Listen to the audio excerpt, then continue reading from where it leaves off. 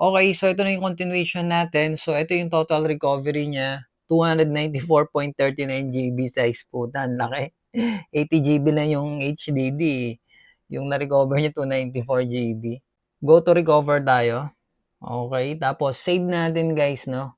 Save scan selection. So ito yung magiging backup natin just in case, okay, para hindi na tayo uulit kapag nagkaroon ng problema. Halimbawa, nagkaroon ng error, nagkaroon ng bigla namatay yung laptop mo, so kailangan save natin yung scan result para just in case, no, hindi na tayo uulit-ulit mag-i-scan from the beginning. Tapos save lang natin yan. Tapos tanapin natin siya, no, tingnan natin dito. So ito yung default user guys, no, itong Dell. Tapos ito yung isang account. Tapos tingnan natin sa documents. Ayun nga, oh, nakita nyo. Oh, may mga laman, no, sa all documents. Oh, so ito lang, tatry kong i-backup to guys, no. Ayan. Itong documents na to.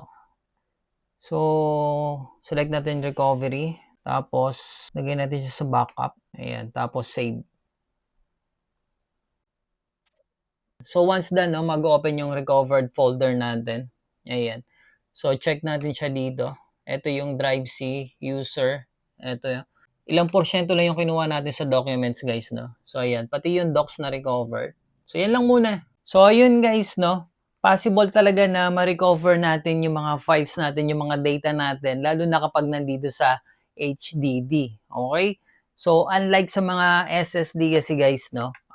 Gaya ng mga sinasabi dyan sa comment nila, based din dun sa mga na-experience nila, talagang possible na ma-recover natin yung HDD as long na good pa siya, no? Good condition.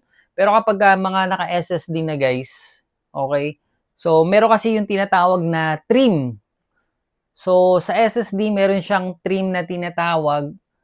Parang yung trim na yon, kapag halimbawa dinilit natin yung files, okay, so napunta siya sa recycle bin, tapos dinilit natin, in-empty natin siya.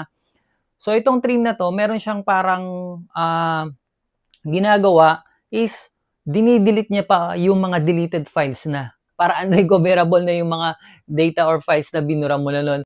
Tangina, nahirapan ako mag-explain na. Google nyo na nga lang yung trim, okay? Para may idea kayo. Okay, so yun lang guys, no? Sa mga wala pang sa mga wala pang SSD dyan, no? Bili na kayo, ha? Dyan yung link natin. So, isang to sa mga pinakamurang SSD sa market ngayon. So, kung may budget naman kayo, edi go for mahal, 'di ba? So, ito kasi may 5 years warranty, yun din yung hinahabol ko. Okay? So, kaya guys, na mapapansin nyo, yung mga kadalasan yung mga ano natin, no? Ako kasi pag yung mga files ko dito sa ginagamit ko sa server, talagang nasa hard drive pa yan. Kung makakabili kayo ng mga mga WD Black Edition, yun talagang tumatagal ng decade yun, yung mga ganong klaseng hard drive. So, depende naman sa pag-iingat din yan. Okay? So, yun lang guys. Maraming salamat. I hope na may natutunan kayo. Thank you so much sa inyong lahat and God bless you all.